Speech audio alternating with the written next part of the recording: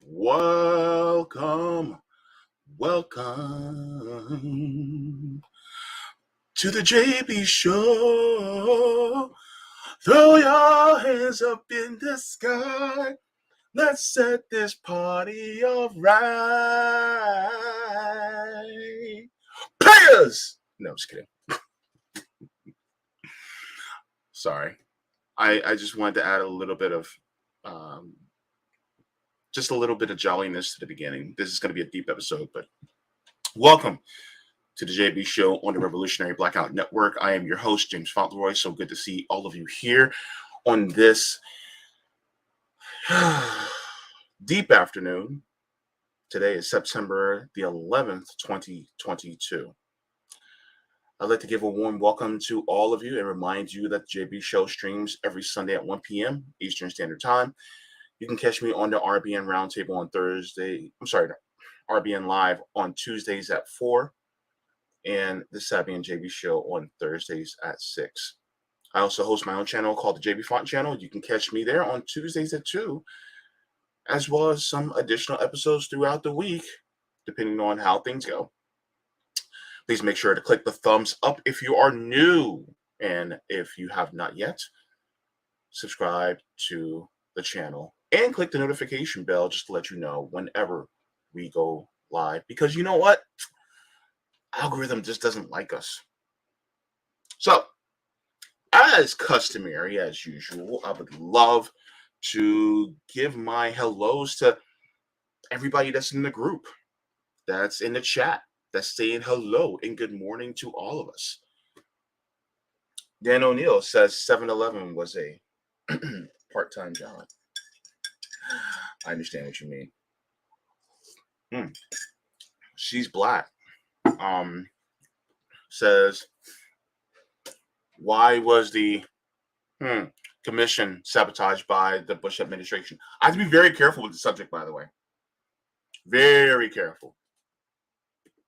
She's black continues, says, remember Osama worked for the and Al-Qaeda was created and funded by the U.S. government. The American government always creates its own enemy to further its imperialist agenda. Thank you so much.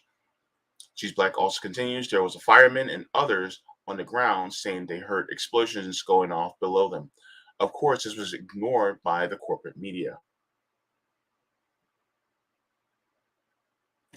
She continues, James Corbett, has some great documentaries on They are a must-see. I'm not going to lie. I believe the lie I was told for years until I start researching and becoming more familiar with the true history of our government. Interesting. Stuart Edwards says this is going to be fire. Explosion. I mean, good. It's going to be a good show. Thank you so much. CBC Voter is also in the chat. So good to see you. All right. Terry Connolly is in the chat saying, good afternoon, JB and fam. Good afternoon to you, Terry. All right. Infrared. I like that name. Infrared. Good morning. Good afternoon. Good evening. Good night. All right. Andy H. You're damn right it's already afternoon. Yes, it is afternoon. The sun's out. The sun is shining. Wake up, Andy. Let's go. Let's go. JB's on your screen right now looking at you and talking to you. I kind of sound like Samuel L. Jackson there. All I had to do was put a customary motherfucker in there and it would have worked. So, but good to see you, Andy. Where Pilgrim says, hey, everybody. Hey, Where Pilgrim. So good to see you as well. Eric Gray is here saying, what up, everybody? All right. Fred Edward. JB. Fred Edward. So good to see you. Zach Davis saying, hi, JB. So good to, ooh, what was in that tea that I just sipped? That just, it turned me on. Lenin fought for the Ukrainian independence says, I was in 5th grade.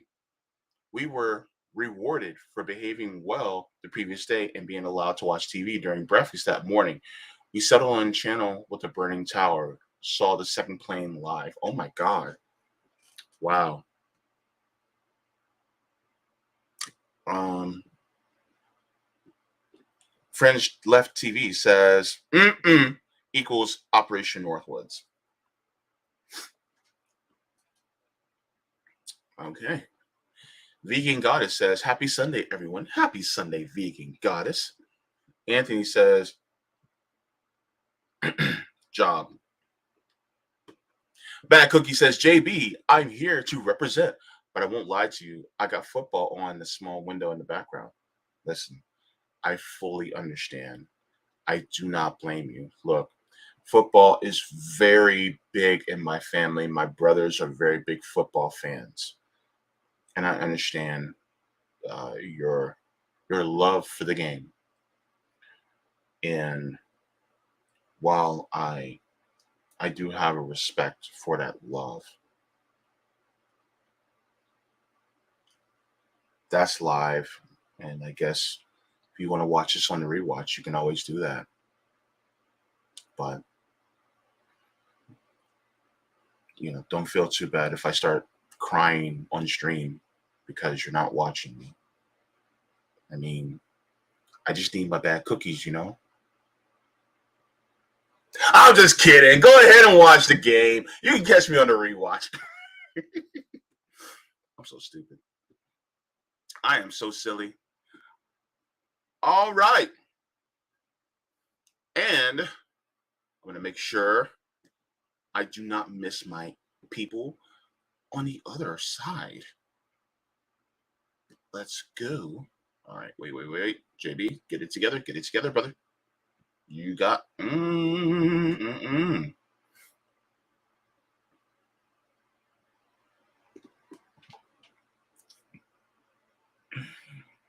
I see it, bad cookies. I see. Yeah, I can act. I can act a little bit. All right. To our folks on at Rockfin, Rory O'Neill. So good to see you on Rockfin. All right. Jacob Greismer says in the early 1960s, America's top military leaders reportedly drafted plans to innocent people and commit acts of in U.S. cities to create public support for war against Cuba.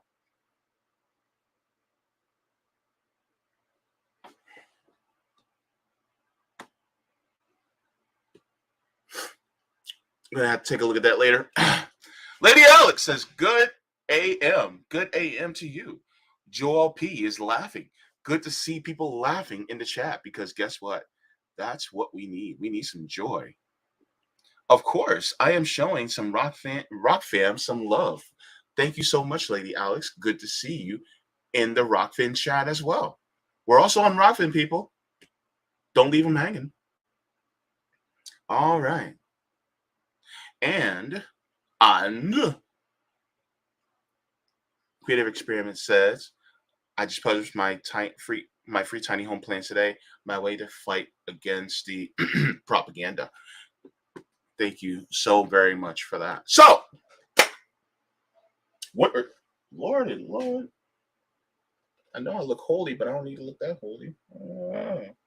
Anyway, a couple stories that I want to get to. I'm going to talk about 9/11 in a minute because apparently that's like the story that everybody wants to talk about, but there's still some people pouring in, so I'm going to get to that in a second, but I want to get to this first story in a second.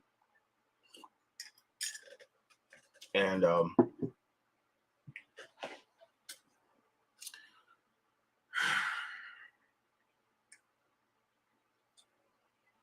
this one's a tough one. And not a lot of people know about it.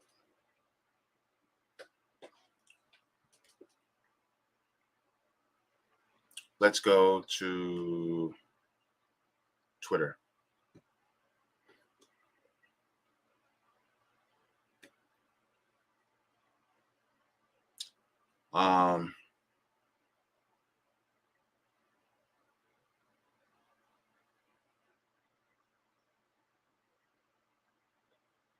Let me make sure I'm showing the right one.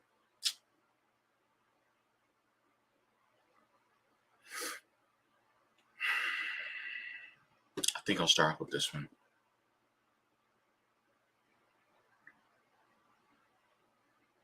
Actually, let me start off with the. I'm gonna start with the article first, just so that you guys are more up to speed about what's going on.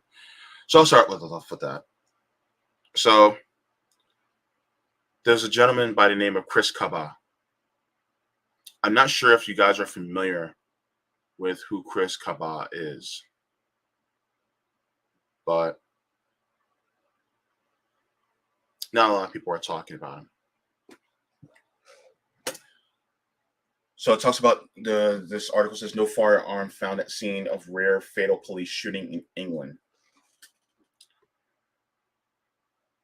It starts off with this took place in London. It says no firearm was found at the scene where a black man was shot dead by police in South London this week, according to Watchdog Office investigating the rare fatal police shooting in England. Chris Kaba, 24, died after he was shot following a Metropolitan Police car chase in Streatham Hill on Monday evening. Independent Office for Police Conduct, IOPC, said on Wednesday. Armed police attempted to stop the vehicle that Kaba was in after an automatic number plate recognition camera indicated that the vehicle was linked to a previous firearms incident. It says armed officers at 10 p.m., which was 5 p.m. our time, tried to stop the vehicle. A police officer fired a single shot. Officers at the scene administered CPR while additional support from London Ambulance Service and London Air Ambulance was also called. Kaba died in the hospital that evening on Monday night. The IPOC, Police Watchdog for England and Wales, so they have their own independent watchdog group. Chris Kaba was a British rapper. He was a father, about to be a father, and Kaba's family called for a homicide investigation. And they basically are saying that they think it's due to racism as him being killed. His family said, "We are devastated. We need answers and we need accountability. We are worried that if Chris had not been black, he would have been arrested on Monday evening and his life had not cut short."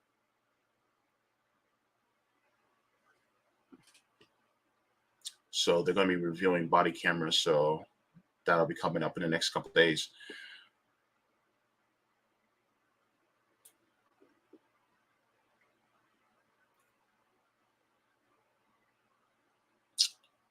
So here's the point, and this is interesting. Fatal police shootings are in the UK are very rare. According to collected data by Inquest, there were 2 fatal police shootings in England and Wales in 2021 and 3 in 2020. 5 police shootings total in 2 years. Crime statistics for Scotland and Northern Ireland are usually collected separately. Deborah Coles, the director of Inquest, said Wednesday, when the police kill, they must be held accountable to the rule of law.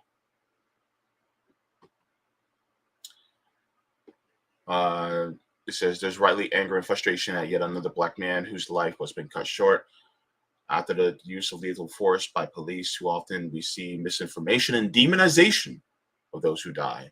We hope this is not repeated here as family and friends mourn the loss of a loved one.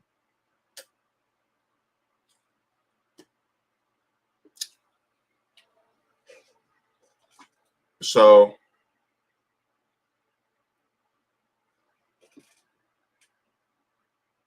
Chris Kaba, this is him, if in case you guys don't know, who was shot and killed, a father-to-be, shot and killed by police in London. Did you know that this was happening? Did you know his name? Did you have any idea?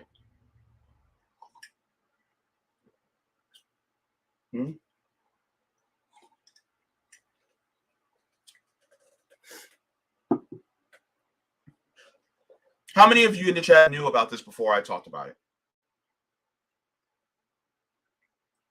If you knew about it, put a 1 in the chat. If you didn't know about it, put a 2. Go ahead. If you didn't know about Chris Kaba, put a 1. If you did know about Chris Kaba, put a 2. I wonder how many people. I should have put it. I should have put a poll, but I wasn't thinking about it. I probably could put a poll right now, but 2, 2, 2, good. 2, 1, 1, 2. Seeing all the 2s actually makes me hopeful because it means that our audience is up to speed on what goes on a lot. So I hope that you guys can answer that. But a lot of people don't know about what happened with Chris Kaba. And I'm going to show you guys why. Oh, Tommy says 2, but I'm from the UK. What about those of you in Rockfin? Did you guys know about it too? Ratfin and Marmalade says no, no, and no, but I know Mr. Kaba's name, and now I grieve his murder. Yeah. Okay. Thank you very much for that. All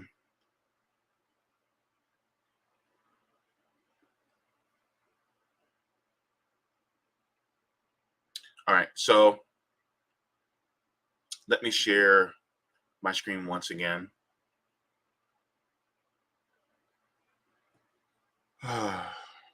This is a very hard story.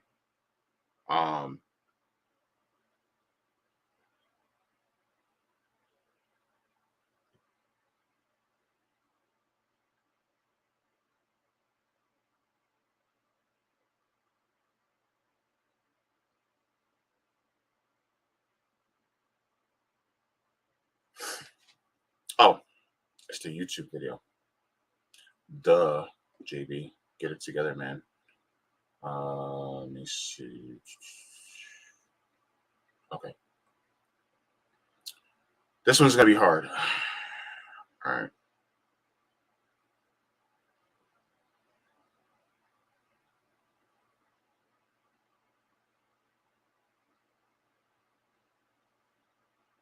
Yeah.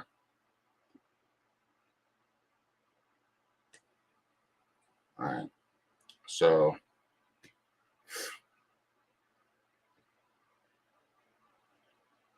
make sure I share my screen correctly. All right. Whatever you want from me, I give you everything. I'm your baby tonight. All right.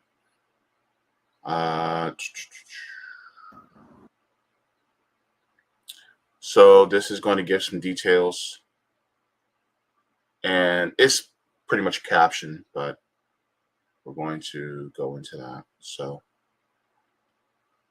make sure that sound is up.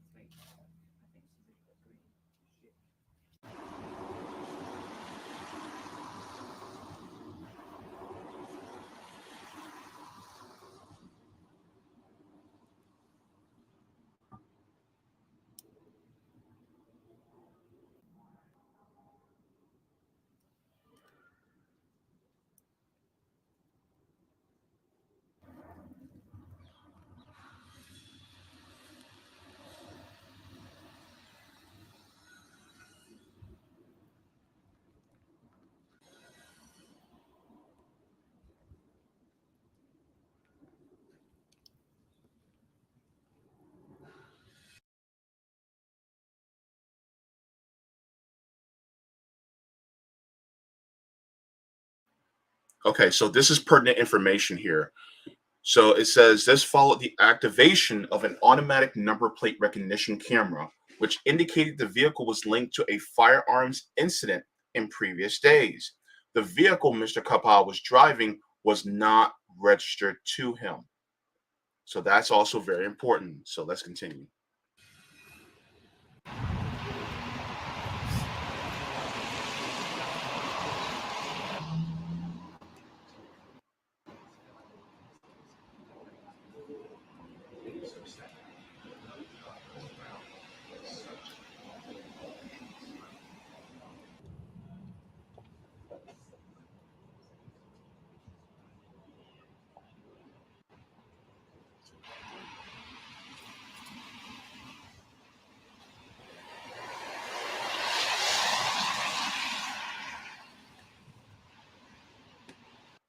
So this part said,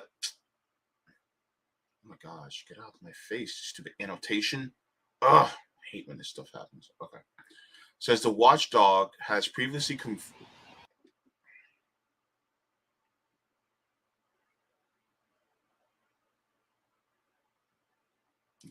I hate when those annotations come up. Says the watchdog has previously confirmed that no gun was found in the Audi that Mr. Kaba was driving. So he was unarmed. The car that he was driving was not his, yet that license plate was linked to a shooting a shooting that happened days prior. So it wasn't his car, but he was driving it. It was linked to that, and he wasn't armed. And a lot of people honestly would jump to the conclusion and say, well, he could have stolen it and he could have been driving it. A lot of times people always jump to that conclusion.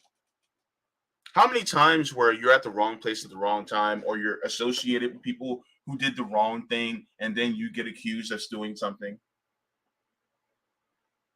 For all we know, he might have not ever been involved in that. And he had a friend or an associate that he knew that he was borrowing their car. Who knows? We don't know. But even still, when many people who do things like this are apprehended without incident, they're not shot and killed. So it's just sad all around that this happened. And the fact that this happened in London, where shootings like this are rare, is even more extraordinary. And the fact that this story isn't getting that much attention is sad. And I'm going to explain why I think it's sad. Some people may consider my reasoning for this to be somewhat offensive, but I'm going to give my. And I'm going to show why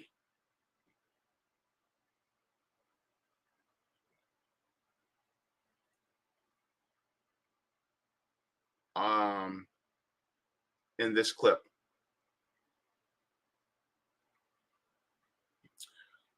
So people are so caught up on the death of Queen Elizabeth that they completely just glossed over or don't even notice what happened to Chris Kaba. The coverage of Queen Elizabeth is so extensive. And here's the thing. Did they lose someone very important in their country? Yes, they lost basically the monarch, right?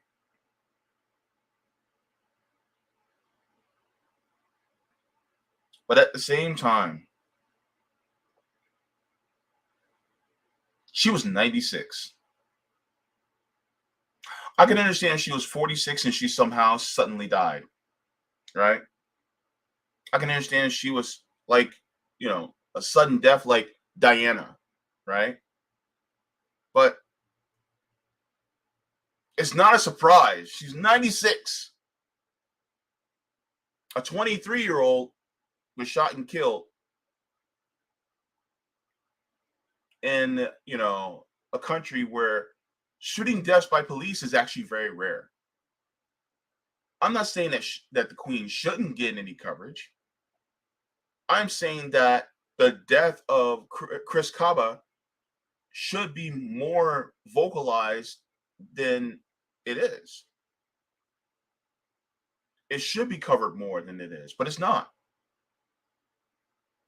So much so to this happen. And I honestly think that this is complete and utter bullshit.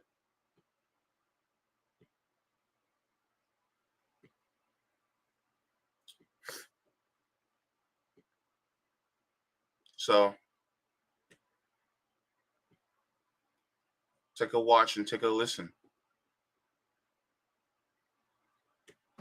Trafalgar Square. Look at that. Look at the crowds of people. For those of you who don't know Central London too well, Trafalgar Square just at the bottom of the Mall. So the crowds winding their way down there. I think they've probably come from Embankment. They're just coming around Trafalgar Square and they'll be working their way up the Mall. And what a walk that is. There are thousands of people lining that route. It really is an incredible sight. They'll work their way up the Mall very slowly, meeting new friends along the way. So many people talking to each other about their journey here, why they wanted to come, their memories of the Queen, their good wishes for the new king. They'll make their way up here to Buckingham Palace. They're actually being diverted away from the gates of Buckingham Palace now.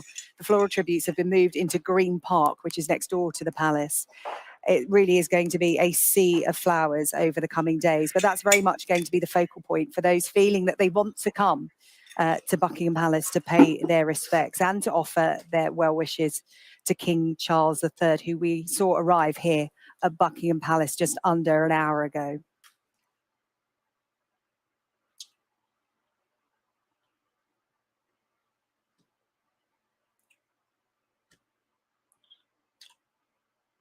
Okay, so I'm gonna show this guy to you. The people that you see marching, they're not there for the Queen. They're not there for King Charles. They're there for Chris Kaba. They're marching in protest because of the death of Chris Kaba. And this lady is assuming that it's for Queen Elizabeth. That's the bullshit that I was telling you about. That is not registering people's minds to actually have people on the ground and say, oh, what are you guys marching for? They're assuming that it's just the assumption that it's for their monarch, their queen, instead of a young black man unarmed that was shot by police. Isn't that wild? And how do I know this? Okay. How does JB know this? Well, I'll show you how I know. Because this is right, the BS that a lot of times that it shows about what's going on.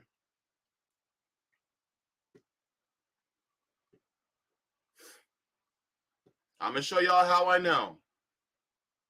All right. This is how I know it. All right.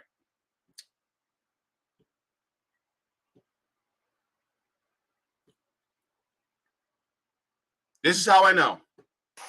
Rhiannon Mills there. Thank you very much indeed. Now, I'd just like to clarify something we said in our reporting a little earlier today. Earlier this afternoon, we showed pictures of a crowd of people in Trafalgar Square and described them as being on their way to Buckingham Palace. We'd just like to make it clear that those pictures were actually of a protest that was taking place over the death of Chris Kaba, who was shot and killed by a police officer in South London. And we'll be reporting in full on that story a little later today.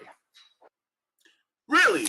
Rhiannon Mills there. Thank you very much indeed. Now, I'd just like to clarify something we said in our reporting a little earlier today. Earlier this afternoon, we showed pictures of a crowd of people in Trafalgar Square and described them as being on their way to Buckingham Palace. We'd just like to make it clear that those pictures were actually of a protest that was taking place over the death of Chris Kaba, who was shot. So they had to make a correction. They had to make a correction. Because they assumed, oh, well, it's for Queen Elizabeth. No. It's because of an injustice that just happened. It had nothing to do with the Queen. Everything that's happening in that country right now is not because of the Queen. Somebody's life was taken away. Somebody's life was cut short. A soon-to-be father was killed, murdered. And yet they think, oh, well, it's because of Queen Elizabeth that the people are marching. It's so beautiful.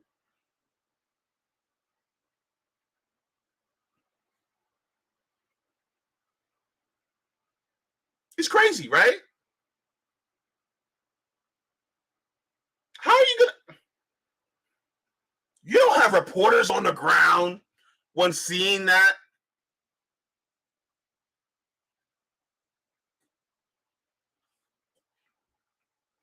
I'm glad. Look, Eric, you're right. I'm glad that they made the correction. I'm glad they did that, at least. But it just shows the assumption. It's always the assumption. Right?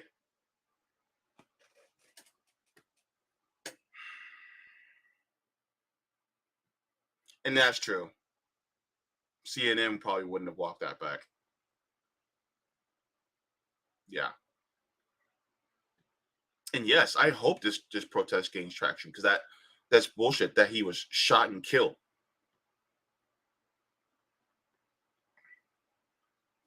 Anywho,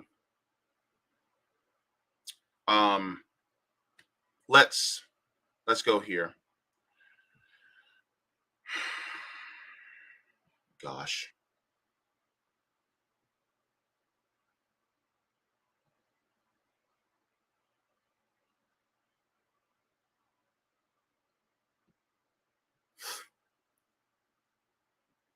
They talked to Chris Kaba's family and about what happened.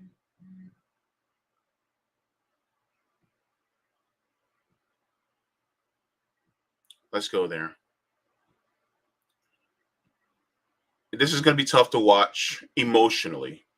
There's no graphic images or anything like that. I'll just let you guys know. There's nothing like that, but it's just emotionally, it's tough to watch. So I'm preparing you guys for, if this is something that,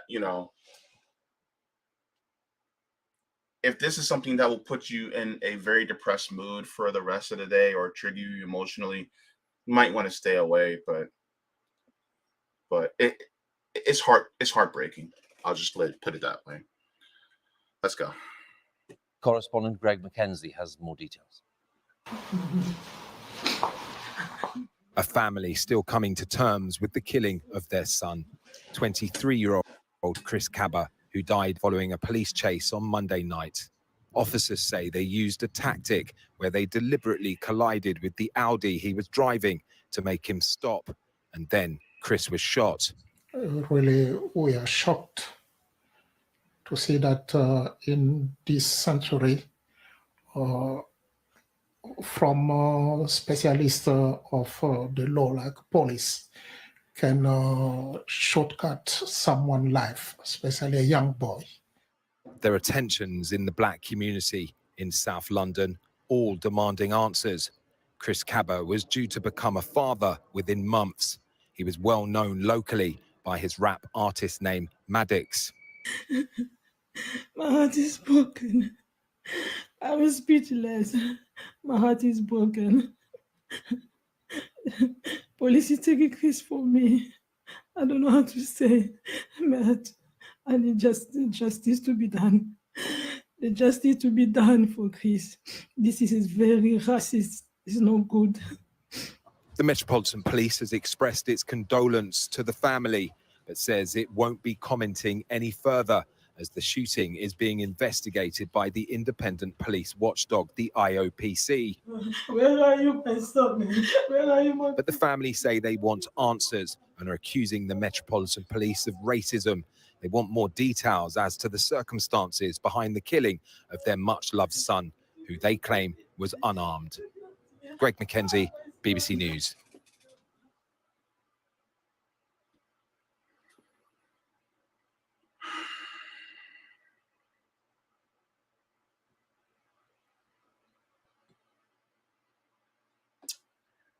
So yeah, that was the news about Chris Kaba. And they're still trying to get answers for what happened to him.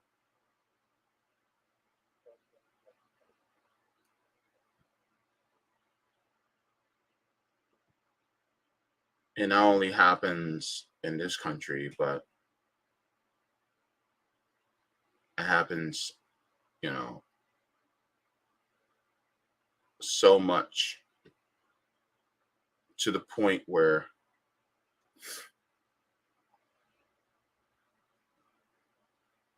to us, this is a daily occurrence.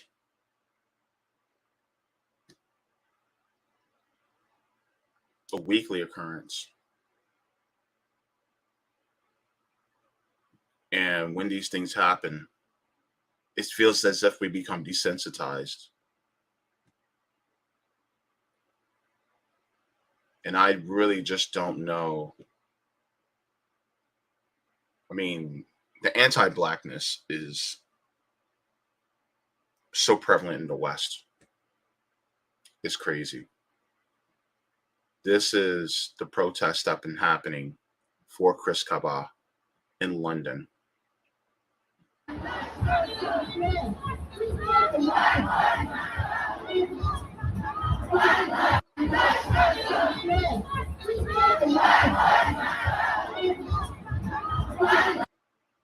They're chanting Black Lives Matter.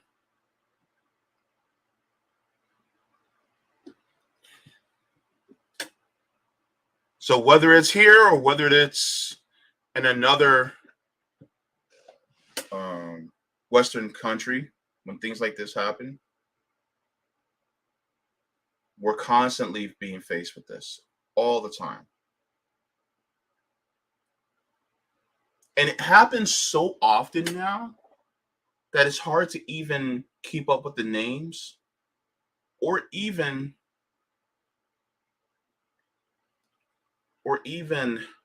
remember all the ones that you've heard over the years. And then there are some that you just don't hear about. There's many that we don't hear about at all because it happens so much. And what about the ones that weren't caught on camera or the ones that weren't caught on, body cam or dash cam that we don't know about? What about the ones before we all had smartphones? What about those that have happened over the years? It's such a regular occurrence to the point where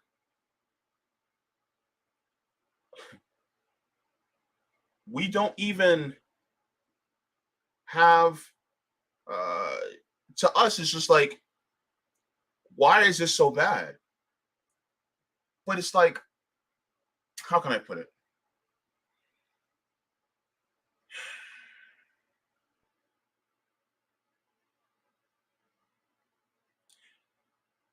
It's like walking into the foyer of a house that's messy, right?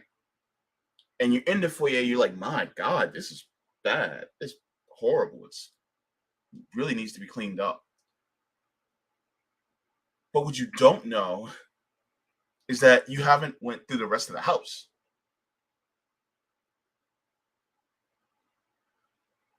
And when it comes to this country, the things that you're seeing on, on live streams and on TikToks and on police dash cams and body cams is really just a microcosm of what has been going on. And people wonder why a lot of us are saying defund the police. A lot of people are wondering why. A lot of us are saying, no, take that, and defund the police really is the compromise position. Take that funding from police and direct it to direct it to disenfranchised people with regards to housing, healthcare, education, different resources. Because we're literally being killed on a frequent basis. And it's not just here in the United States. It's also in Western countries. It may not be to the extent, but it still happens.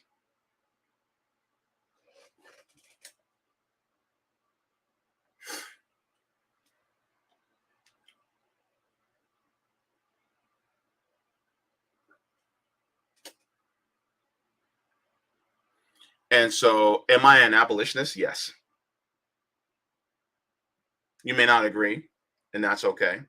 But I think that we need to restructure our foundation that uplifts everybody, and then have a community policing. When somebody is an abolitionist, a police abolitionist, it doesn't mean they're against public safety. Police abolitionism does not equal being against public safety. In fact, police abolitionists are extreme support for public safety, so much so that they don't want the public to be unsafe by police who are constantly wanting and acting on killing us or harming us. Because really, and public safety is not just in criminal justice. Public safety is also in healthcare, housing, education. That's public safety. Public safety is not having people sleeping out on the streets at night. Public safety is people having healthy food to eat. Public safety is everybody being able to go to a doctor and get themselves checked out or having preventative care. That's public safety. But that's not applied to us. That's not applied to workers. That's not applied to the rest of us who are either poor or working poor. It's not applied to us.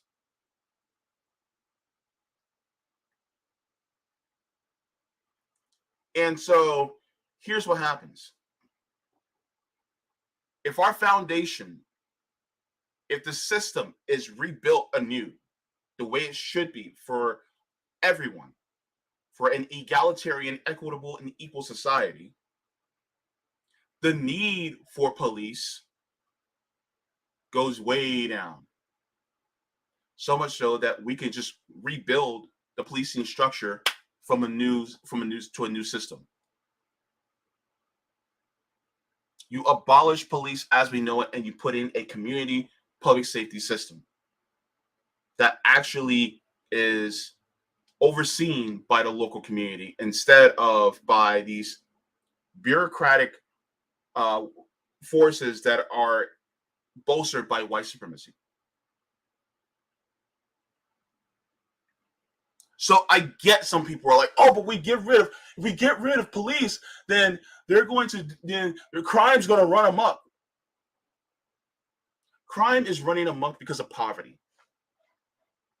And most crimes that are done because of lack of opportunity and desperation. That's where most crimes are.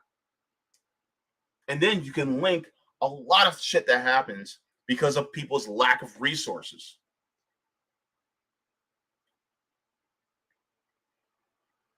So yeah, we have to change society as a whole. That also includes the system of policing too. That includes the system of public safety. Because people do not regard you having a home as public safety. We have to change that mentality. People don't regard you having healthcare as public safety. They don't, it's only public safety unless there's a pandemic. Right?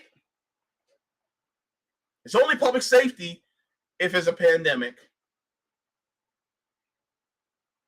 It's not public safety if, you're not having adequate food or you're not having preventative health care. It's not public safety, right? That mentality also needs to be changed.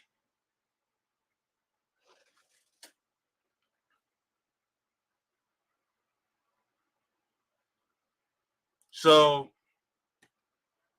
I'm tired of it.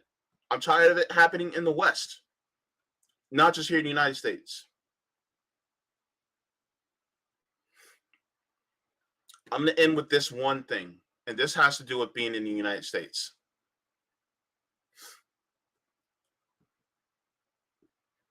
And this is ironic as hell.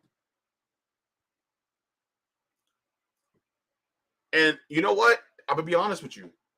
I want Nick to talk about this too, because this is massive.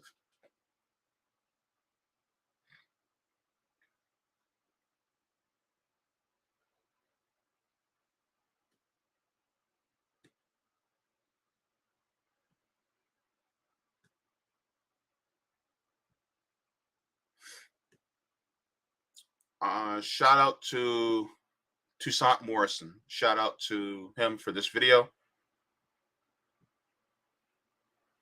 Let's listen.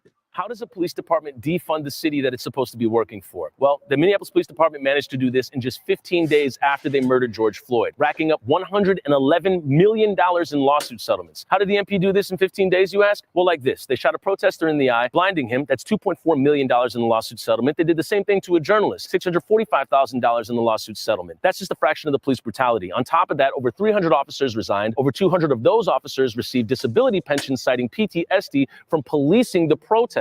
One officer who's racked up over $344,000 in lawsuit settlements over his 12-year career is now receiving $56,000 a year in disability pension, and on top of $195,000 in a workers' comp settlement. In short, the police are profiting from their own state-created danger, and who pays for it? We do. The city self-insurance fund that pays for all these lawsuit settlements is estimated to be at negative $94 million by the end of 2022. And that is how a police department defunds the city it's supposed to be serving. How does a police department...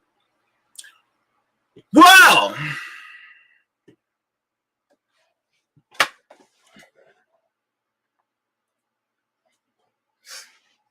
we need to defund them before they defund us. I said what I said. I said what I said. We need to defund them before they defund us, because they're literally defunding us. How's education doing locally in your cities? How's education doing? Education has been defunded. It seems like every single time we fund the police more, shit just keeps getting worse. Where's that money going? It's going to the police. It's not going to us. It seems counterproductive. Do me a favor. Go into a really nice neighborhood. Go into an upper middle class or a rich neighborhood and tell me how much police activity goes on in those neighborhoods. Is it because they just act more civil in those areas? Is this because they're not as violent? They're not as, they just don't commit as crimes because they just have the wherewithal? No! It's because there's no need to. Why in the hell would I go to a fucking Macy's and steal shit if I have the money that I can afford to buy it? Why would I steal it if I can afford it? Unless I'm a kleptomaniac, I'm not stealing if I got the money for it. What's the point? What's the point of stealing food if you got the money for it? What's the point of doing it? What's the point of committing these crimes if you're not desperate? There's no point. Unless you want to get a rush out of it, I guess. And that person needs some mental health services. So the thing is it's a lack of resources in these areas. There's a lack of resources in these neighborhoods. People say, well, don't take away the police. Don't defund the police. Well, guess what? They're defunding us. They're doing it. We have thousands of Chris Kabas here in the United States. Thousands of them. So many, so much so, to the point where we're forgetting their names. And people want to be like, oh, no, don't defund the police. No, defund their asses. Because guess what? Look, the police are literally stealing from us. They're killing, maiming us, and then they dig into our pockets and take our money. And I'm not just talking about civil asset forfeiture. No, I'm talking about through lawsuits and all this BS. The fuck? Of course we're going to defund them. Of course we're going to reallocate those sources back to people who actually need it. And I don't give a fuck if people think, oh man, maybe you're radical. So fucking what? Guess what? You know who's really radical? You know what's really radical? People hoarding all the wealth at the top, and then they use the police as their muscle whenever we try to get that money back that was stolen from us. That's radical. That's beyond the pale. And that's what they do. We got 2 fucking million people in prison. 25% of the world's prison population just in this country. Over 40% of them are in there for non-violent crime. And you mean to tell me, for all that money that they're using, all that money that they're hoarding up, you tell me that you don't want to take that money that was stolen from you back? Defunding the police is justice. It is justice. It's just and fair to defund the police. I'll die on that hill. I will die on that hill. Because let me tell you something right now. Guess what? They are literally bankrupting cities and municipalities because of their fecklessness, because of their internalized white supremacy that they have against those of us of color. Their classism, because if you're poor, even if you're poor and white, guess what? They're doing the same shit to you. How many rich people do you see in prison?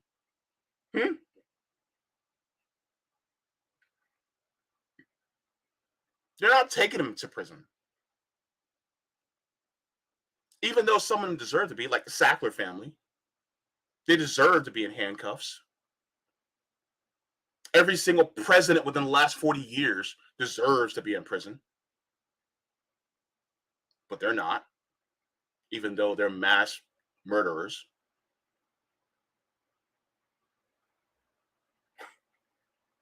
So yeah, defund the police is the least we should do.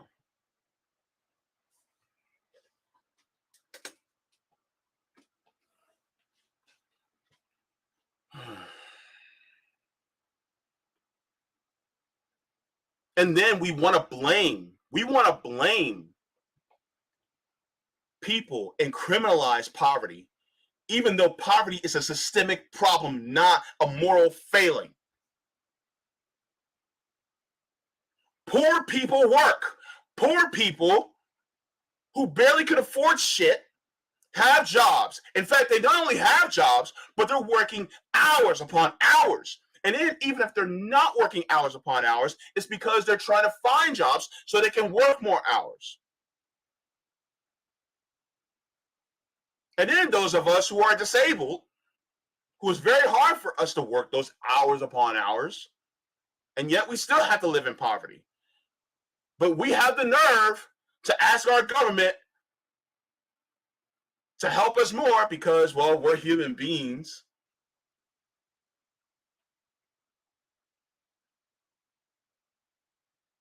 And then they say no.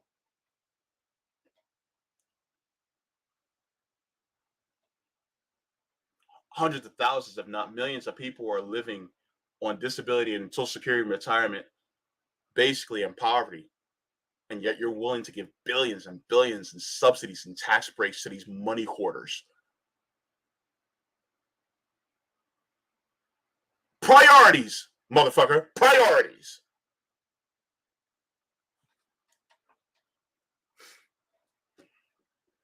People look at me like I'm crazy.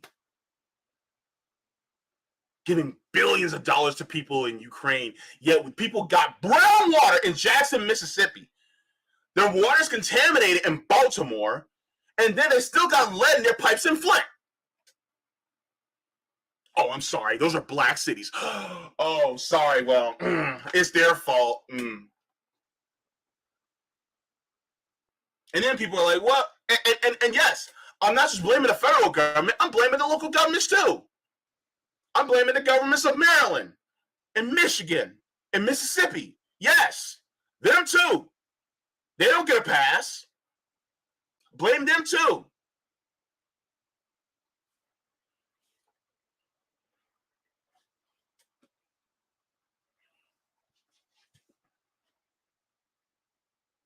Fuck it. Seize all the assets of the rich. Fuck it. I don't care. They stole from us anyway. It's time to take it back. God damn it. Pissed me off. Sorry for going on that tangent, guys, but I'm just pisses me off, man. All the injustice that we see, man.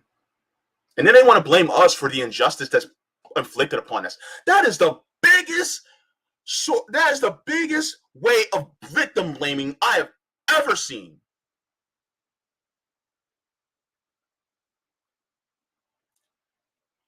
They victim blame all the time and make us think that we're the problem when the rich and the wealthy are literally the people that have control of the government that make the laws the way they are. They is literally blaming the victim. It's crazy. Well, you guys should do better. No, motherfucker, you're the one that make the law the way it is. You're the one that made the law unjust. Y'all the ones that kept slavery in the 13th Amendment. Yeah, that's right. Slavery's still in the 13th Amendment. And please don't come at me with that bullshit.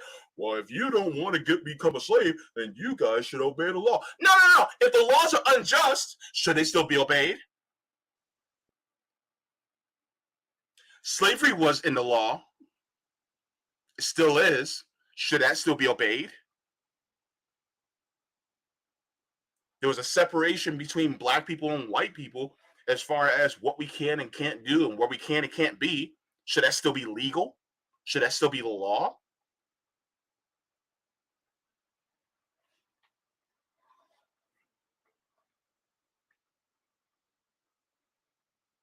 Just because it is written in the books of our law doesn't make it all completely right or moral.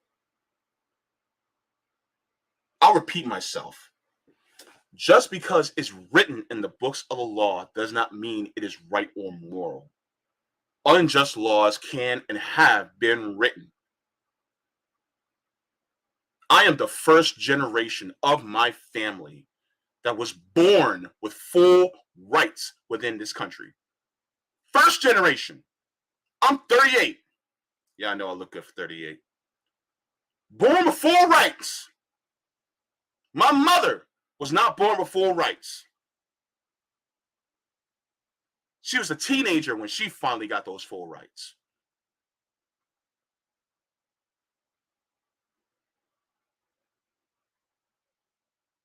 And even still, we don't have full rights, or at least it's not really recognized. White dude gets a gun and brandishes it and shows it off.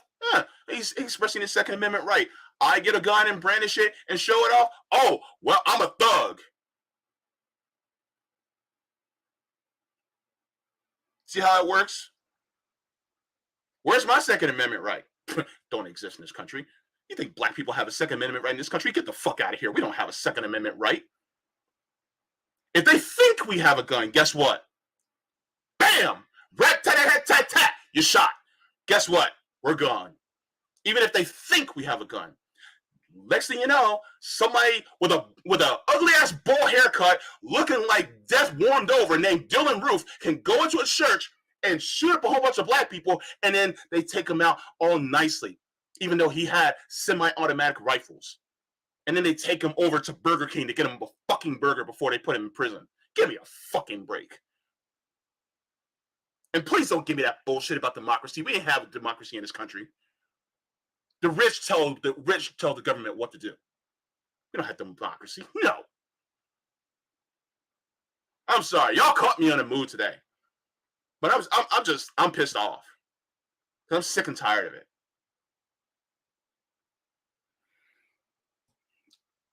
All right, I've been talking for an hour. Let's go into 9/11. Before I go into that, let me go to the chat. Reality Revolution, good to see you, friend. Warmonger deaths should be celebrated worldwide. Absolutely. In fact, they should be clowned on too. I agree. Thank you so much. Based as always, Reality Revolution. Thank you.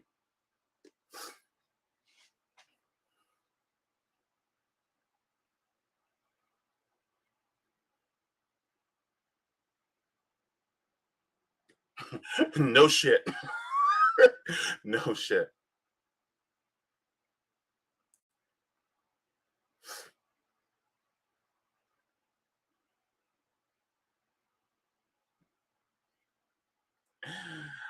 I'm going to get to a point where I won't have to wear headphones anymore. You guys can actually see the actual shape of my head. Rockfin family, what y'all talking about? Let's go to Rockfin chat real quick.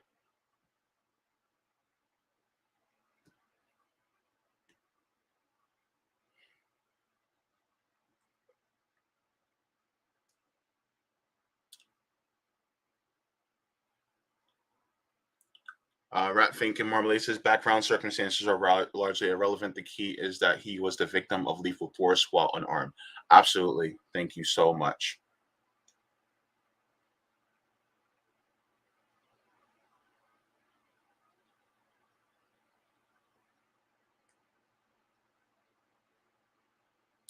Thank you for the tip on Rockfin, Rat Fink Marmalade. Thanks for lighting the way, JB. Thank you so much. He's also continued. Oh, sorry, they are also continuing. I'm sorry. Your solution to abolish policing isn't radical. Keep policing as is what's extreme. Policing as it currently exists is fascism in action.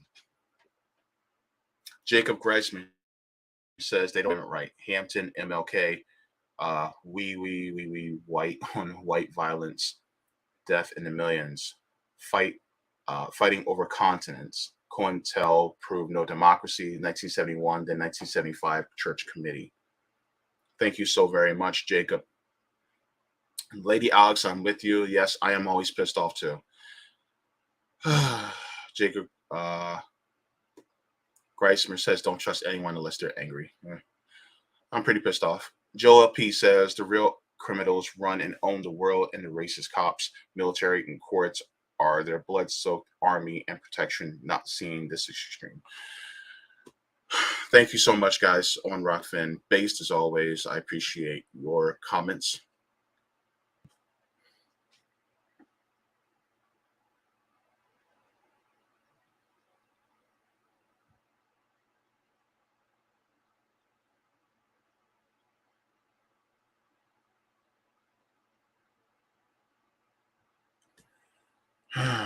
Thank you, Pacheco. Good to see you. I appreciate it. Thank you. All right, so you guys ready to talk about 9/11? Ah, boy.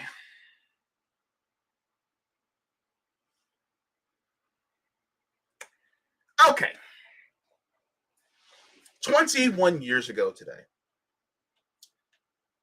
where was I?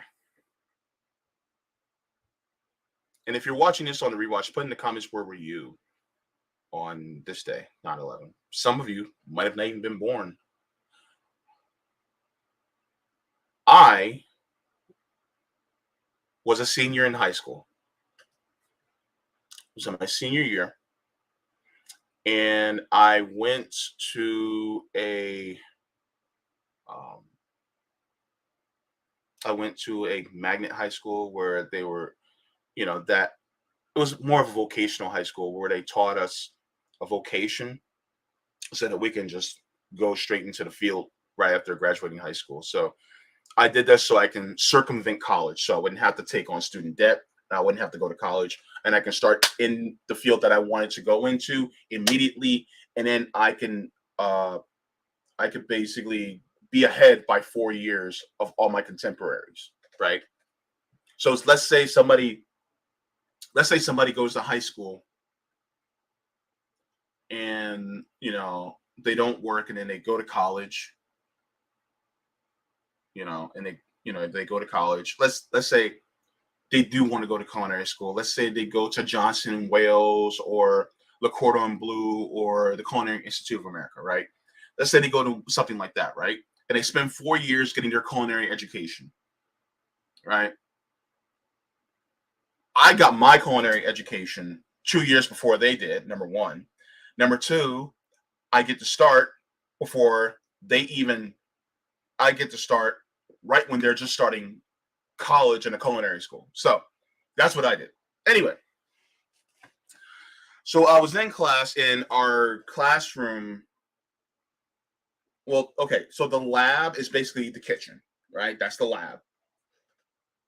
And the other part of the classroom of ours was basically the dining room, right?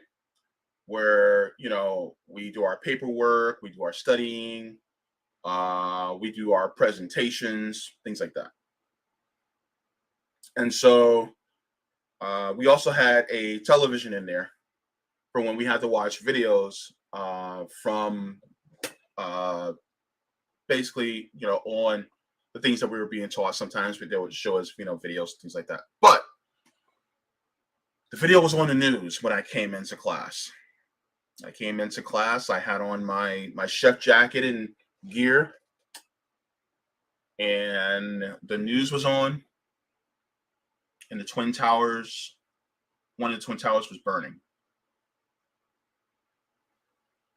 And I was like, what's going on? They said the World Trade Center was bombed. That's what they said. I did not know what the fuck the World Trade Center was. At 17, I didn't know. When I heard World Trade Center, I thought New York Stock Exchange. That's honestly what I thought. Because I heard trade, I thought stocks. That's honestly how I thought.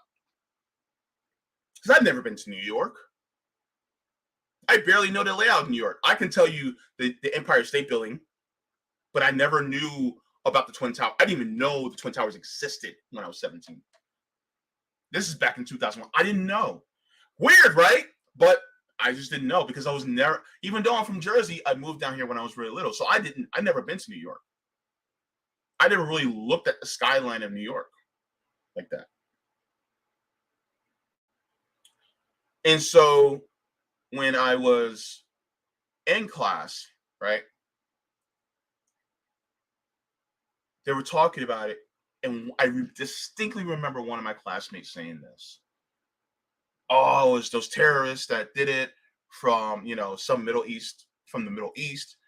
And I remember him distinctly saying this. He said,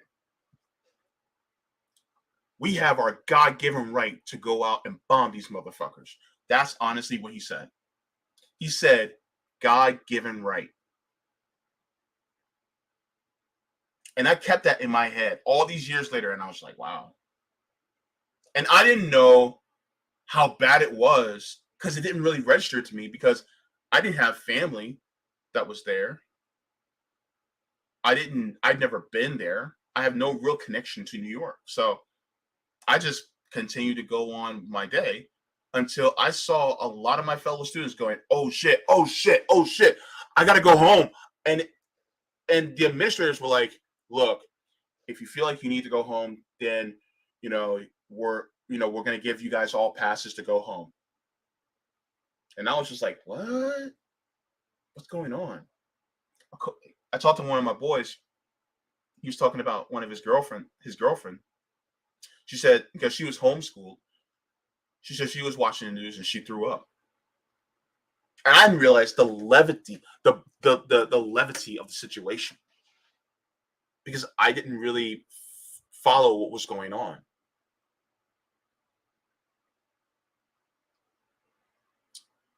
And seeing what happened, that 3,000 people died, that was crazy. It was wild. I should have looked for my yearbook, because we literally have that in our yearbook where we were talking about 9/11. Because I graduated in 2002. And so that was one of the biggest things that was brought out in their yearbook. But our graduation year was the year that 9/11 happened.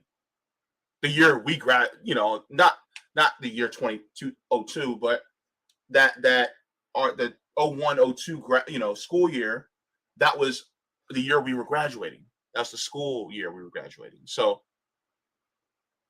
for a lot of us, especially a lot of us that are from New York, which there was a lot of kids, because the layout of a lot of people in Orlando is you have a lot of people from up north. There are a lot of people from Pennsylvania, Massachusetts, New Jersey, New York. Yeah, for the most part, we have a lot of people from, New England, especially, that moved down here. And so, because we have a lot of people that live, because this part of, some people say Florida is a northern state in the South. If that makes any sense. There's a lot of people from up north that are here. Like, I'd probably say a good 30 to 40% of everybody that lives here is from up north. It's just the way it is. And so, remembering that, it was huge. And in the months following, we would listen to the radio, and there was a lot of propaganda of just America uniting, and America, like, you hit America, so we're all united together, and we're gonna hit back, right? And I remember hearing a parody song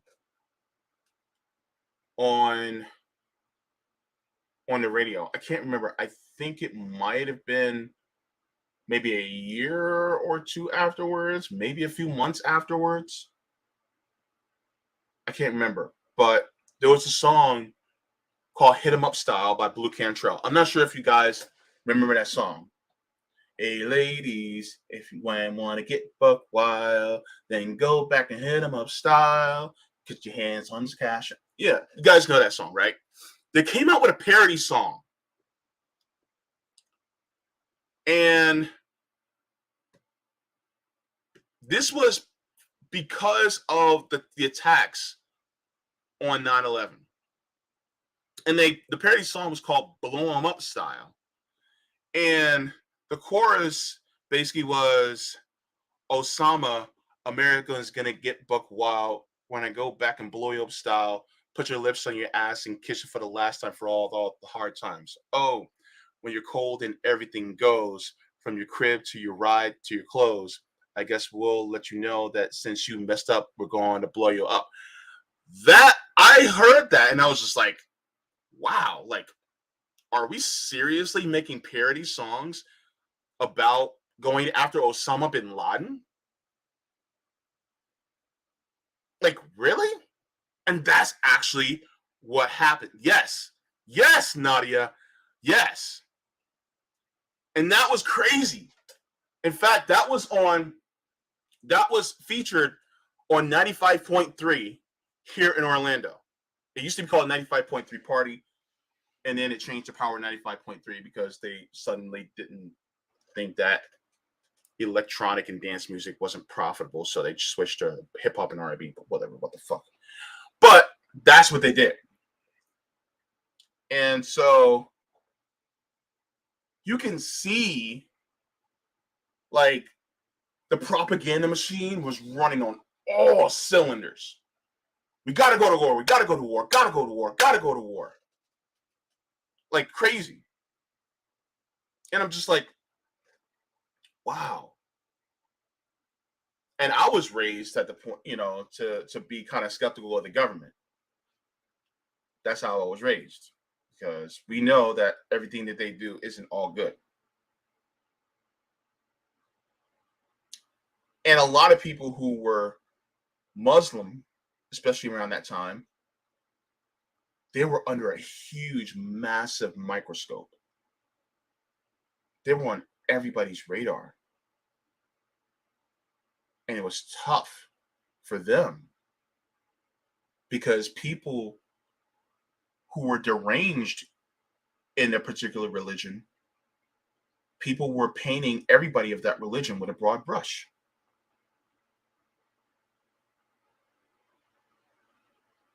And it was unfair because you have a lot of people who are Muslim and part of the Nation of Islam. Hell, my grandfather was a Muslim. A lot of people don't know that. And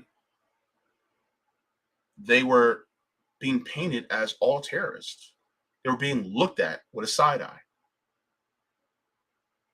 When 99% of them were like, yeah, no, we don't fuck with those people. They're terrorists. And it's funny because a lot of people will, if somebody who is a terrorist somehow follows the Nation of Islam, then people will look at all Muslims the same. But yet you won't look at all Christians the same when, Timothy McVeigh and Terry Nichols bombed the Oklahoma City building, the building in Oklahoma City. Y'all won't look at all Christians that way. And yet, some people who are deranged, who particularly follow a particular religion, people look at them that way. It's crazy. Like, stop painting people with a broad brush. Same thing with saying, oh, well, be careful because that person is black, because the last time somebody who was black stole something from me, so I guess they're all thieves.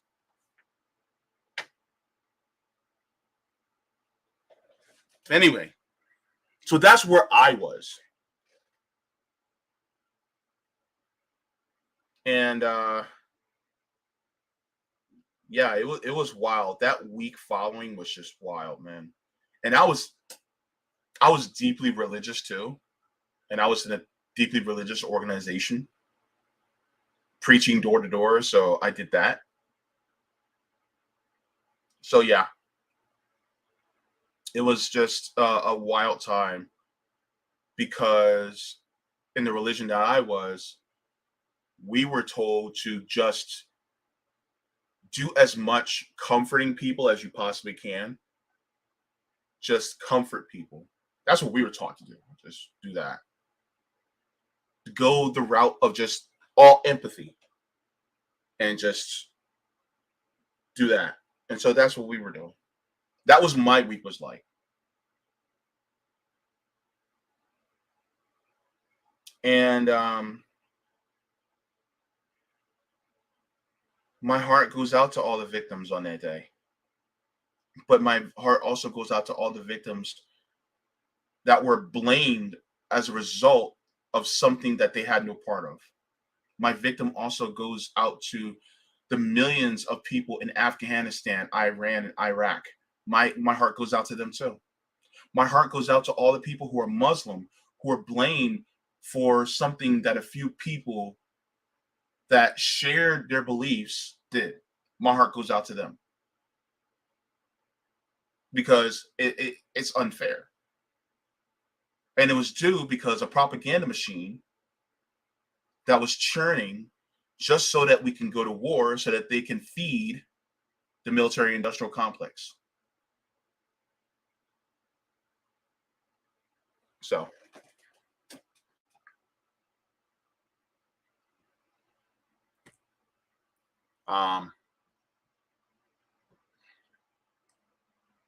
let me go to the chat really quick.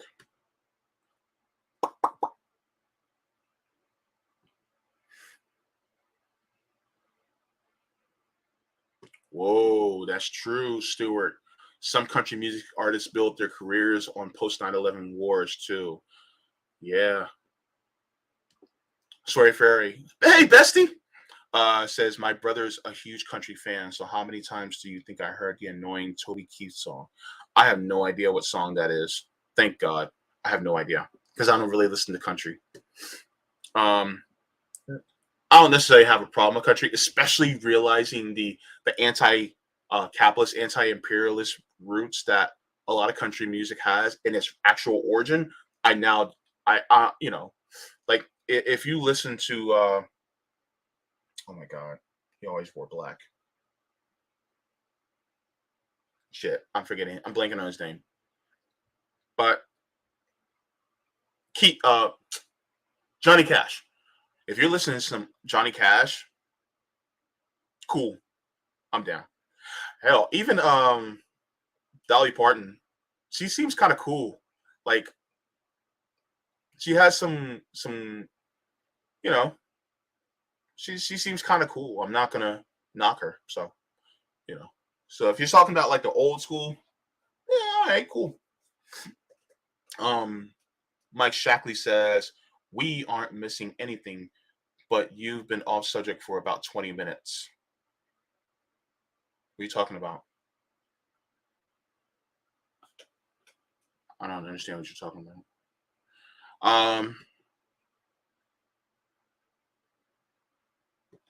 Let me see. Nadia Yvette Chambers says, I was terrified after 9/11 because my immediate thought after Chile was basically a conspiracy theory relating to doing a coup because they were illegitimate from 2000 Bush v. Gore decision.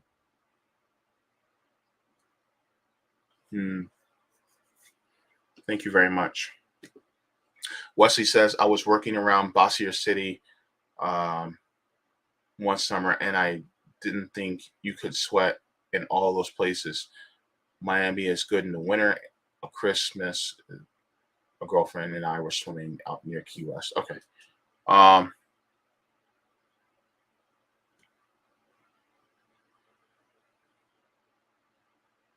Quantum Alchemist says, P.S. Alcohol, in fact, is even more harmful than amphetamines. And I guess what was promoted and so widely accepted in the West. Interesting.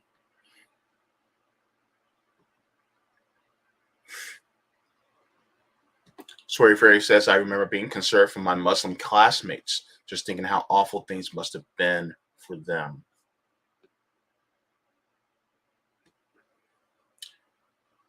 Cloudy Skies Now says, Biden wrote the Patriot Act in response to Oklahoma City. Interesting. Interesting.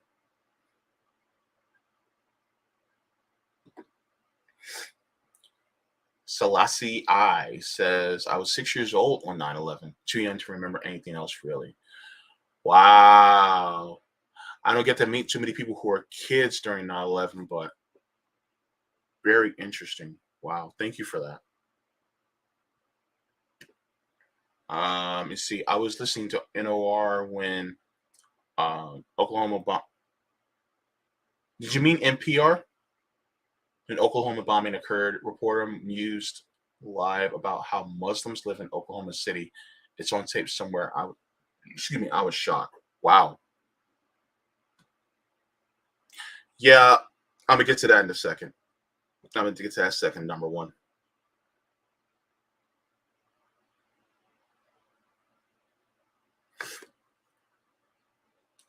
Myra's mama says, anything dirty going on in this country, Brandon has his hands on it, and it's been for 45 years.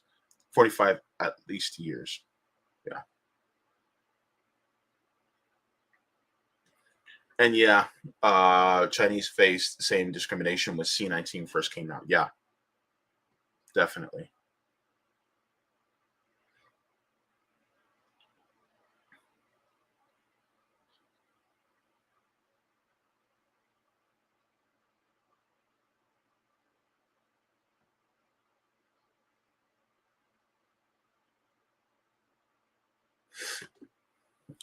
Mary Lex says, fact.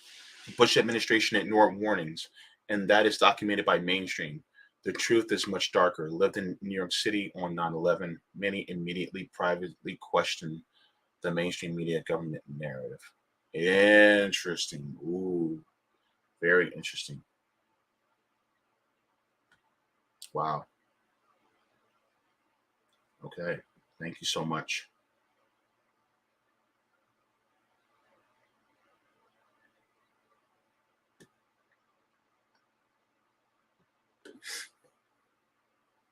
Extra Booyah, so good to see you. Said 9/11 broke brains long before Trump.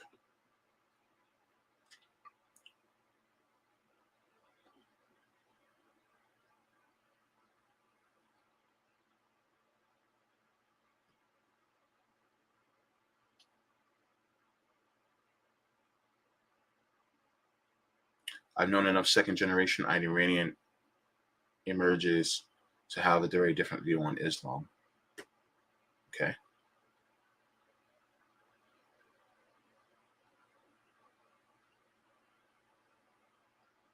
All right. So let's go to the Rockfin chat really quick.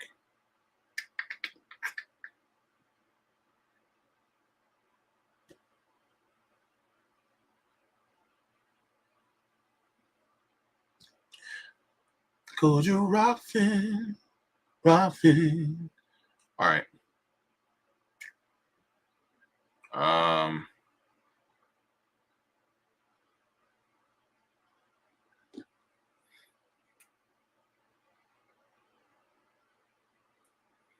Okay, I don't see anything about 9/11 yet, but I'm sure people will comment soon. Thank you so much. All right, so I have a couple of videos that I want to share too.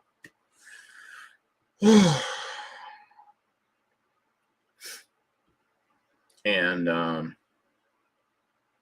this is going to be interesting. The first one I want to show, this is going to be very interesting. And was 9/11 bad? Absolutely. But we didn't experience, well, I didn't say we didn't. I shouldn't say that. I say that the atrocity that we suffered, that wasn't perpetuated. How the fuck do I say this?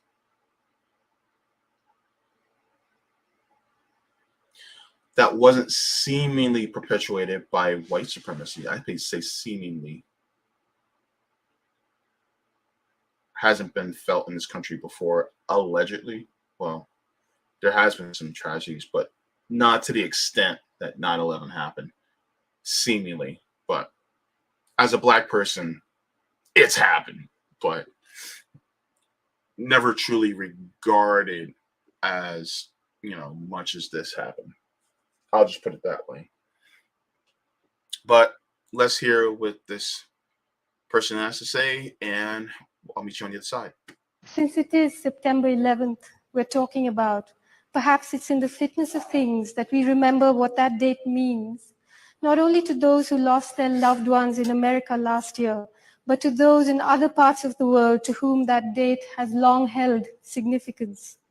This historical dredging is not offered as an accusation or a provocation, but just to share the grief of history, to thin the mist a little, to say to the citizens of America in the gentlest, most human way, welcome to the world. 29 years ago in Chile, on the 11th of September, 1973, General Pinochet overthrew the democratically elected government of Salvador Allende in a CIA-backed coup. Chile should not be allowed to go Marxist just because its people are irresponsible, said Henry Kissinger, Nobel Peace Laureate, then the US Secretary of State. After the coup, President Allende was found dead inside the presidential palace. Whether he was killed or whether he killed himself, we'll never know. In the regime of terror that ensued, thousands of people were killed. Many more simply disappeared. Firing squads conducted public executions. Concentration camps and torture chambers were opened across the country. The dead were buried in mine shafts and unmarked graves. For 17 years, the people of Chile lived in dread of the midnight knock, of routine disappearances, of sudden arrest and torture. Chileans tell the story of how the musician Victor Jara had his hands cut off in front of a crowd in the Santiago Stadium. Before they shot him, Pinochet's soldiers threw his guitar at him and mockingly asked him to play. In 1999, following the arrest of General Pinochet in Britain, thousands of secret documents were declassified by the US government. They contain unequivocal evidence of the CIA's involvement in the coup, as well as the fact that the US government had detailed information about the situation in Chile during. And that's where it stops. Credit to Yellow Parenti, and it looks like it's on Yellow Parenti's TikTok as well. So if you guys give Yellow Parenti a follow, if you guys are also on, I could have swore I follow Yellow Parenti. What is it talking about? Twitter be tripping sometimes, man. But yeah, make sure you're following Yellow Parenti. Since it is September 11th, we're talking about. Sorry about that. But make sure to follow Yellow Parenti. They are a great account to follow. So great shout out to them. But guess what? The United States also perpetuated a September 11th attack.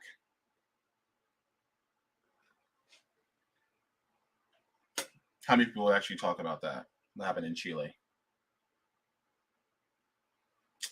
So, yeah. Thing is that the United States has been perpetuating the same things that somehow happened to us, but the United States has been perpetuating that constantly over and over. What happened on 9/11 is a tragedy that should have never happened to those people. But the thing is that from what we learned, really is 9/11 was really just chickens coming home to roost. Imagine how many 9/11s happened at the hands of the United States government that people don't really talk about, that weren't really taught to us in American history in our schools.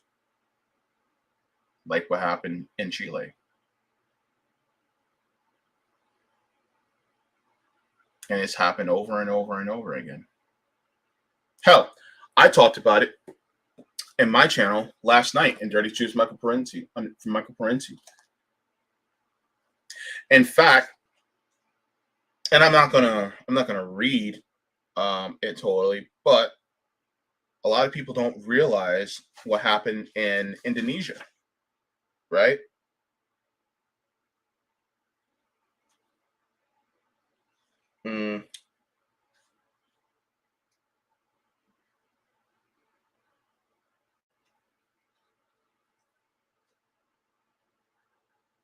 So what happened in Indonesia was there was a massacre that happened. And it was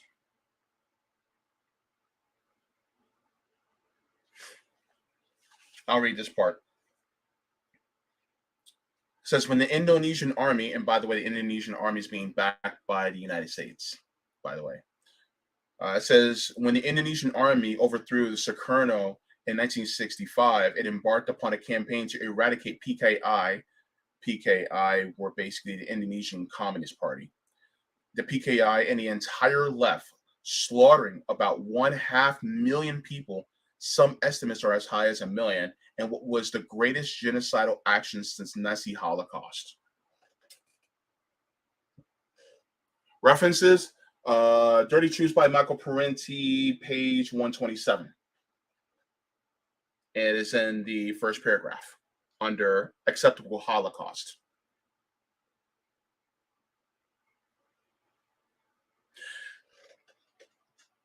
So 500,000 to 1 million people who are on the left, who are part of the Indonesian Communist Party, were massacred by the Indonesian army under the backing of the United States government in 1965. I'm not saying that what happened on 9/11, was acceptable. What happened on 9/11 was unacceptable. What happened on 9/11 was a travesty and a tragedy and a horror, right? But at the same time, you have to realize what your government has brought upon us. What our government has brought upon us. Chickens coming home to roost, right? 500,000 Indonesians massacred in 1965.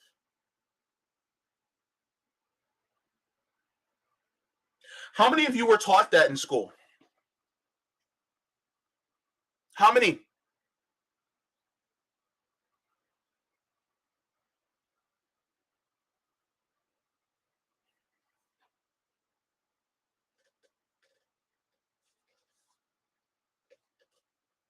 So, yeah. It's crazy. So much. And yet, not taught about it. Not brought up about it.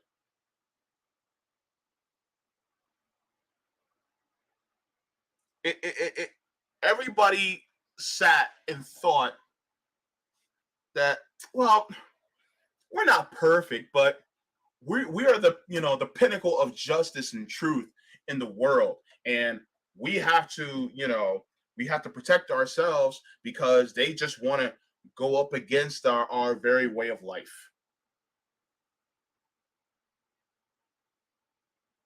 And it's like, well, wait a minute, but what about their way of life? Oh, well, they didn't have an acceptable way of life because they were taking their resources and using it for their people nationally, and you guys just wanted to take their resources from them, either for very cheap or for free, so that you guys can make money off of it in capitalism. I get it.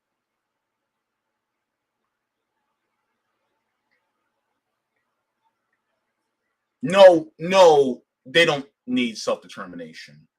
No, you want the United States government to determine what is good for their own people, is good for other peoples of other nations, right? That's basically the history, especially since World War II, that the United States has been perpetuating for the last 100 so years. And so, really, this capitalistic narrative that this capitalistic push propaganda that we've been pushing that the United States government has been pushing has really been making the world even more dangerous.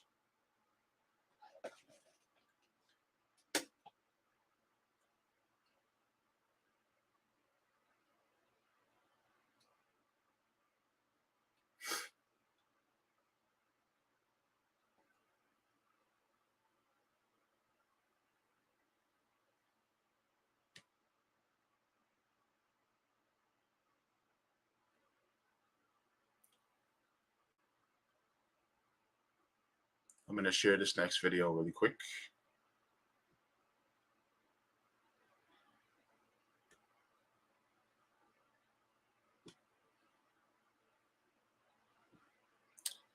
All right, so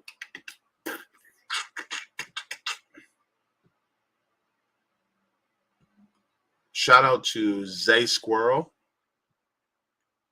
Zay Squirrel says, today it's the 21st anniversary of 9/11, and also the entire media class losing their minds over Chomsky telling some uncomfortable truths about it. So here's Noam Chomsky talking about it.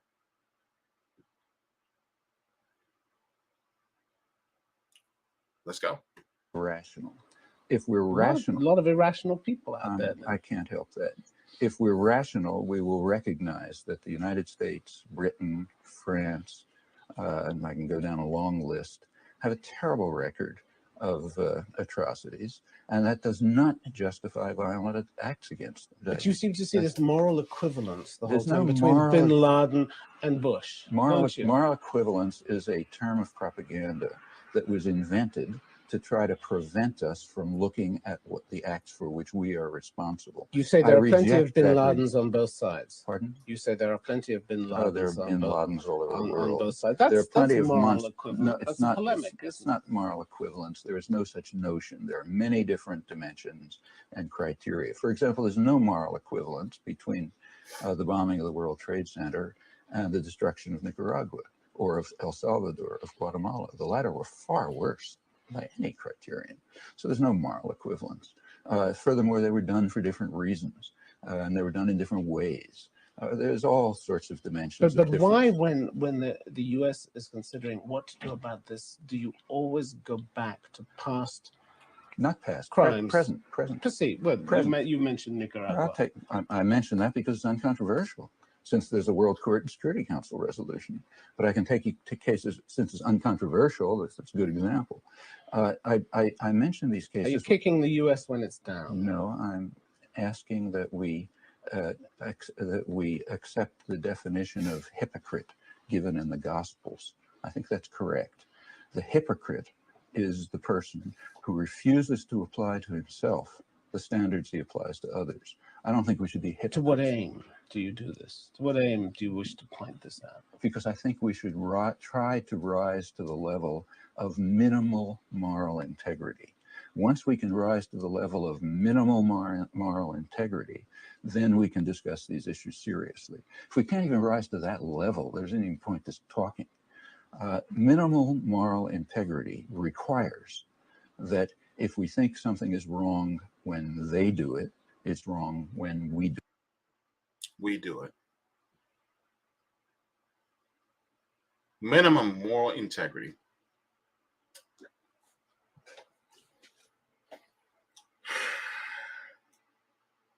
We want self-determination in this country, right? We want the people to determine how our government is ran, right? But people in other countries want to determine how their country is ran, and that's their right, correct? Who are we to make that determination?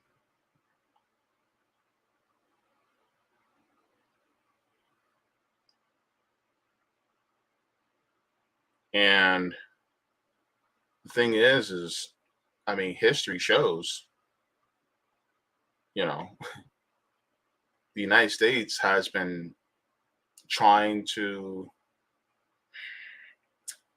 people say that the United States tries to be the police of the world. That denotes that the world is, you know, many countries are doing something wrong when, yeah, some of them may be doing some stuff that's wrong, but a lot of what's been perpetuated was caused by what the U.S. has been doing, right? Like, for instance, if there is a democratically elected leader that is literally trying to take the resources of that country in order to build up, the entire population through a nationalization of their resources, then what business does the United States have sending in, its intelligence agency in order to lead a coup, in order to change out either the democratically elected leader, to establish their own puppet dictator in order to get those resources? Who's the United States think they are? That sounds like theft, doesn't it? Like, you're literally, it's like, you're trying to, it's like you're trying to steal the food out of the cupboard in somebody's house, and the father in that house is like, no, you can't come in. This food's for the kids, but you don't want to go to the kids. You want to go to you.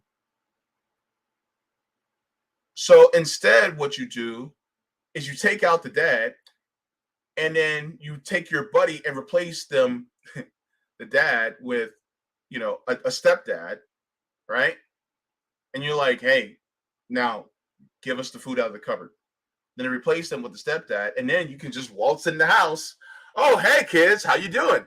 Stepdad gives you all the food out of the cupboard. I got the snacks. And then you walk out of the house, and now the kids don't have any snacks.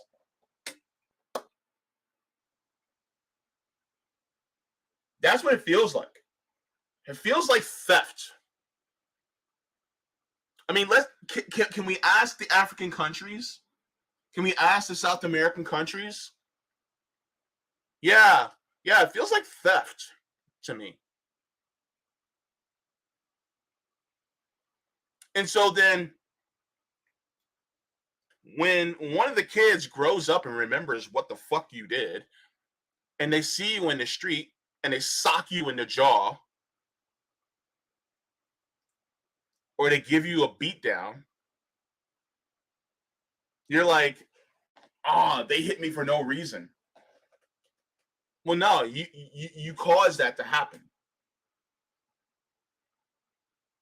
because of your greed, because of you wanting to provide for the greediest among us by stealing from somebody else, by treating another country horribly because of the greed of the corporations. And then who pays for your greed? Thousands of people paid for it with their lives.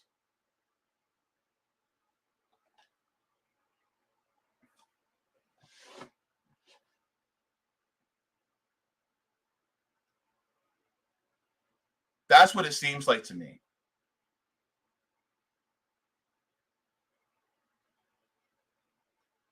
But I don't know. Maybe I'm just a silly socialist. I don't know. That's what it sounds like in history.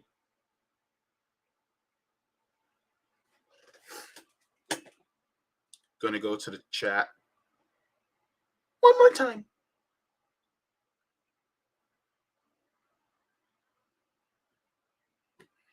Thanks. In fact, I'm going to give credit to Nick, Socialist MMA, for recommending this to me. Thank you so much for recommending this. And also, if you guys have not, you guys need to get Zay Squirrel a follow. Great account. Rational. Great If we're account. rational. And thank you so much, Nick, for showing me this. Because I'm going to tell you something about Nick, man. Nick is a resource, man. That Nick is a black encyclopedia. Between him, Blumenthal, Mate, Haifeng, I put Ronnie Akalik in there. I put Isabel in there. And Jones, Glory Jones. Dear God, y'all some brilliant people. I'm so glad I follow them. But yeah, when you study history from outside the empires, the empire through the imperial lenses, you start to see the empire for what it really is, and it's just wild, man.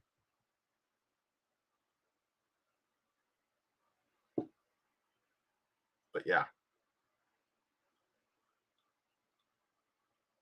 so that's what happened on 9/11. This is the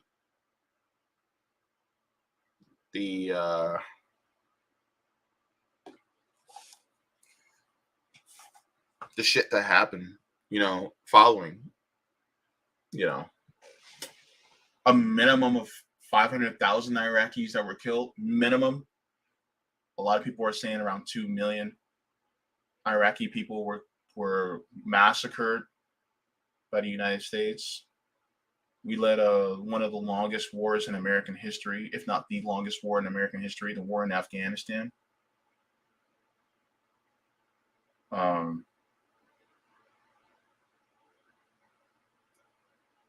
Leading 7 wars in this country. When Obama took office, he led a drone campaign where 90% of all the victims of the drone bombings were civilians instead of enemy combatants, bombing hospitals and weddings.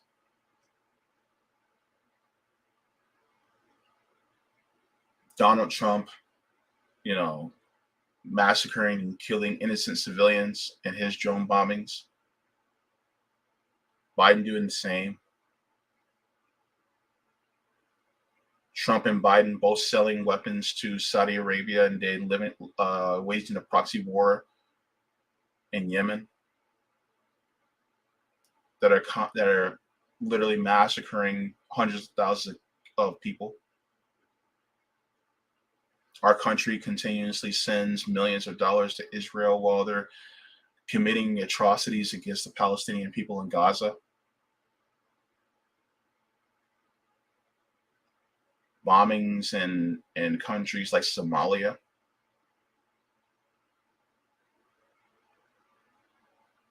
We're leading this 50-plus year long embargo against Cuba. They had an explosion a couple weeks back in their country, and they're trying to from their I think their oil refinery, and they're trying to repair it, and they're trying to rebuild. Because of our embargoes, the United States isn't allowing that to happen, and they're struggling to be able to get it back.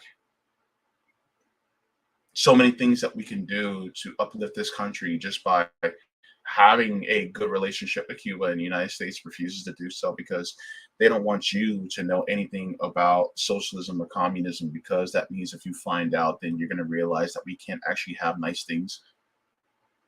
And then once you find out we can't have nice things, then you're actually going to demand it.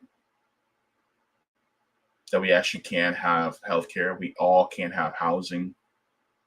We all can have an adequate and decent standard of living, uplift, and have an egalitarian society. But yet they don't want you to know that.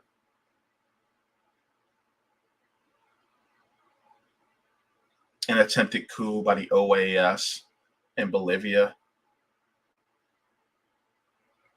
and ousting Evo Morales as the president to try to put in a right-wing president. The sanctions that are led against Venezuela within their country that our country constantly does. Chickens coming home to roost. It happens all the time. the United States does a bunch of bullshit, and then what happens is that blowback comes, but they use us as a shield.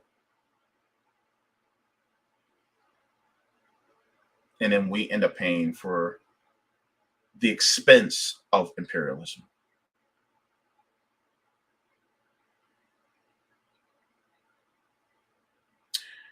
So when it comes to 9/11, I say never forget. Never forget what happened on this day, and never forget that the United States also perpetuates a lot of the same stuff that was done to us.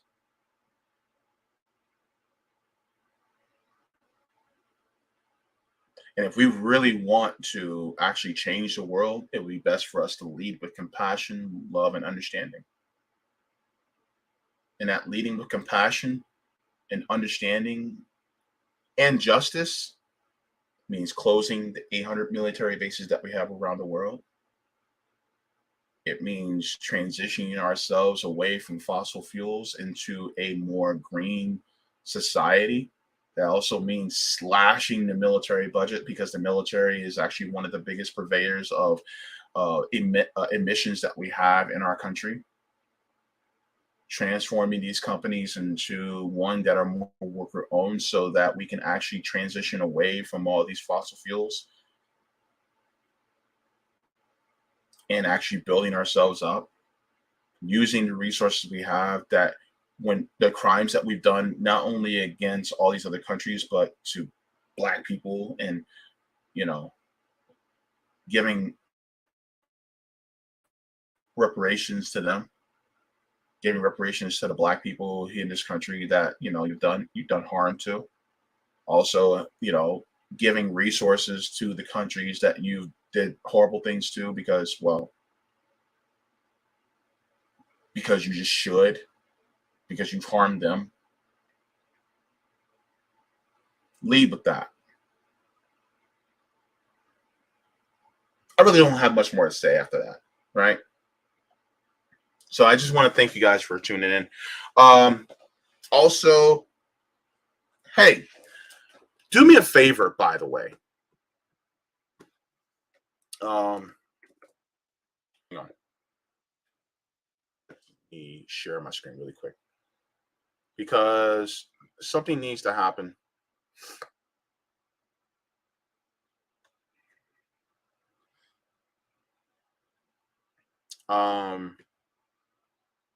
Shout out to Rome.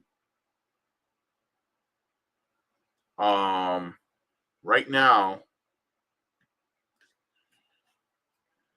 he's doing a giveaway in Detroit. In fact, he's doing it right now. Let me show you guys. While I have all of y'all here, do not leave. Don't y'all walk away from the stream.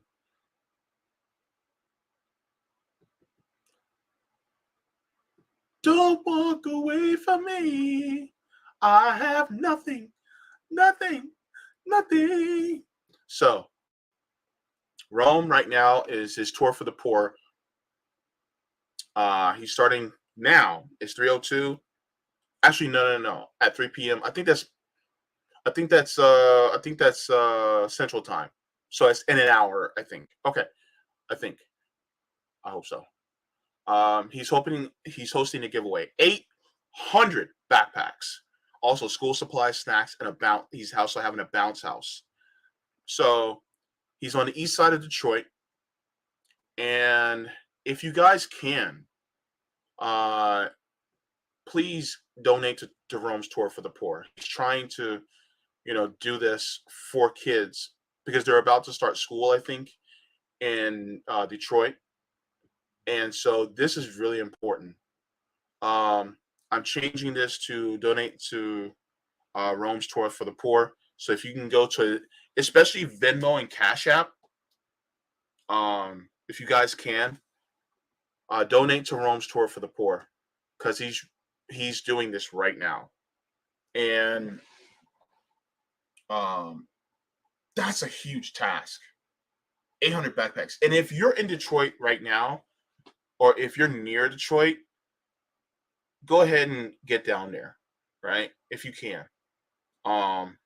or even if you don't, if you guys can, actually, let me put this tweet in a link in the chat so that you guys can share this as well.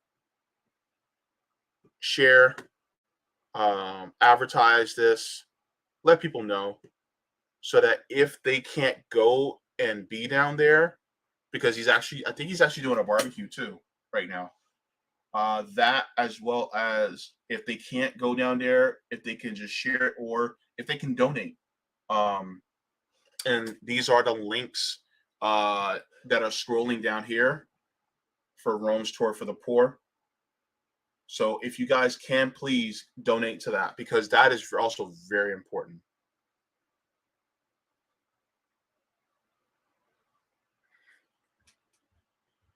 That's actually a good question, Bad Cookies. I don't know. I don't know the answer to that question, but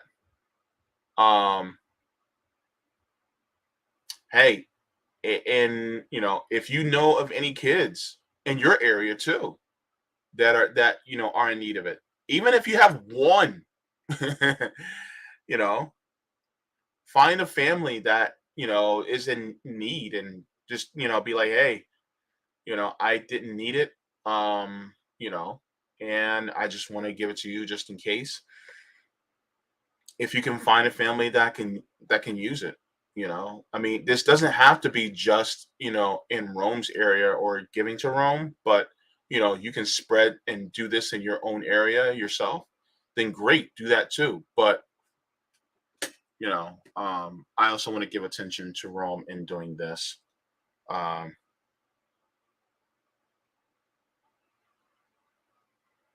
So yeah, you guys, doing what you can for Rome, because Rome's doing the damn thing, and I'm so proud of him. So yeah. Let me make sure I put it in the Rockfin chat. In the Rockfin chat. Just so you guys will have that information as well. All right.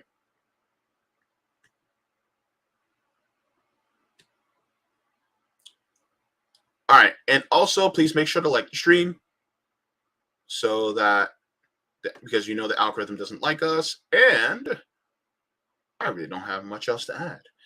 So just continue to keep speaking the truth, continue to lead with compassion and kindness wherever you can, because that's what's going to save the world, if anything.